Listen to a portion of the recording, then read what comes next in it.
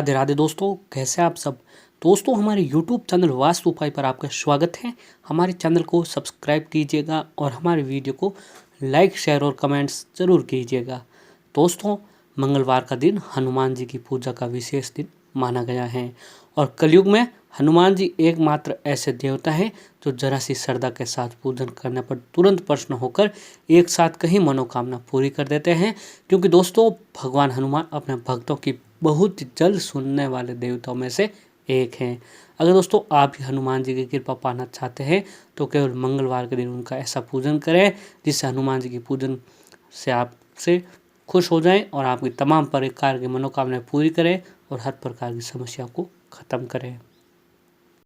दोस्तों, कुछ लोग हनुमान जी की मंगलवार और शनिवार के दिन पूरी श्रद्धा के साथ हनुमान जी की पूजा उपासना करते हैं। हनुमान जी हमेशा सबकी सेवा सहायता में तत्पर रहते हैं।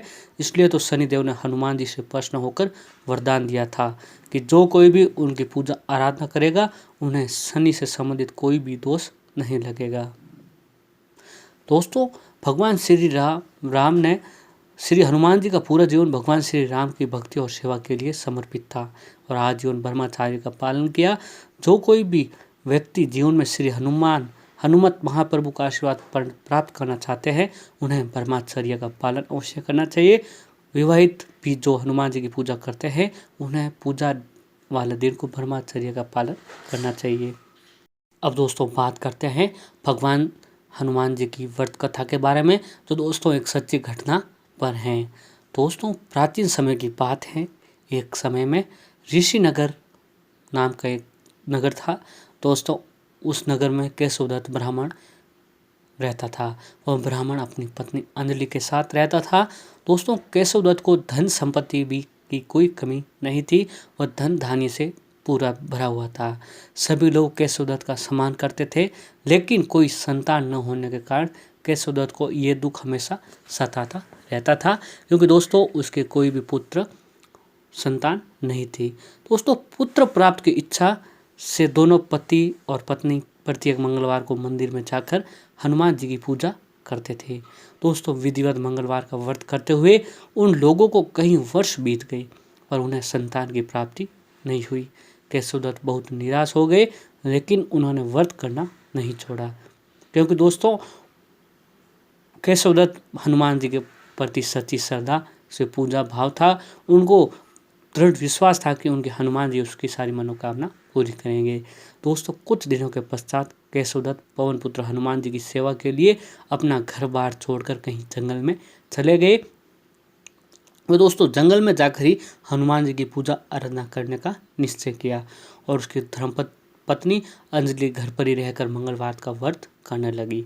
इस प्रकार से दोनों पति पत्नी पुत्र प्राप्ति की इच्छा से मंगलवार का विधिवत व्रत करने लगे। एक दिन अंजलि ने मंगलवार का व्रत रखा, लेकिन दोस्तों किसी कारणवश वह उस दिन हनुमान जी का भोग लगाना भूल चुकी थी, क्योंकि दोस्तों घर में कोई काम के कारण या अपनी बीमारी के कारण वो अपना हनुमान जी को भोग लगाना भूल चुकी थी और सूर्यास्त के बाद भूखी ही सो गई। तब उसने अगले मंगलवार को हनुमान जी को भोग लगाए बिना भोजन नहीं करने का प्रण ले लिया, क्योंकि दोस्तों वह अंदर ही अंदर इतना शर्मिंद हुई कि वो उसने कसम खा ली कि अगले मंगलवार तक वह भोजन नहीं करेगी। अगले मंगलवार को हनुमान जी को ही भोग लगा कर ही वह भोजन करेगी। दोस्तों, ऐसे में 6 दिन तक वो भूखी प्यासी रही और 7वें दिन मंगलवार को अंजलि ने हनुमान जी की विधिवत रूप से पूजा अर्चना की, लेकिन तभी भूख प्यास के कारण वह बेहोश हो गई। अंजलि की इस भक्ति को देखकर हनुमान जी प्रसन्न हो गए और उसे सौंपन में देते हुए कहा, उठो पुत्री, मैं तुम्हारी पूजा से प्रसन्न हूँ और तुम्हें सुंदर और सुयोग्य पुत्र होने का वर देता हूँ। यह कहकर पवन पुत्र अंतर्ध्यान हो गए। तब तुरंत ही अंजलि ने उठकर हनुमान जी का भोग लगाया और सभी ही भोजन किया।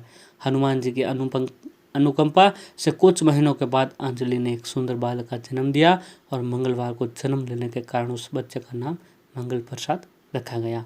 ऐसे ही दोस्तों कुछ दिनों के बाद भी केशवदत्त भी अपने घर लौटने को आया, तो उसने मंगल को देखा तो अंजलि से पूछा, ये सुंदर बच्चा किसका है। अंजलि ने कुछ सोचते हुए हनुमान जी के दर्शन देने और पुत्र प्राप्त का वरदान देने की सारी कथा अपने पति केशवदत्त को सुना दी। ऐसे में दोस्तों केशवदत्त को उनकी बातों पर विश्वास न हुआ। उसका विश्वास, उसके मन में कुलसित विचार आ गया कि अंजलि ने उसके साथ विश्वासघात किया है और अपने पापों को छिपाने के लिए अब वो झूठ बोल रही है। केशवदत्त ने उस बच्चे को मार डालने की योजना बनाई। फिर दोस्तों एक दिन की बात है, केशवदत्त स्नान करने के लिए कुएं पर गया। मंगल भी उसके साथ था। केशवदत्त ने दोस्तों मौका देकर मंगल को कुएं में फेंक दिया और घर आकर बहाना बना दिया कि मंगल तो कुएं में मेरे पास पहुंचा ही नहीं। और केशवदत्त ने इतने कहने के ठीक बाद दोस्तों मंगल दौड़ता हुआ अपने घर को लौट आया। केशवदत्त मंगल को देखकर बुरी तरह हैरान उठा।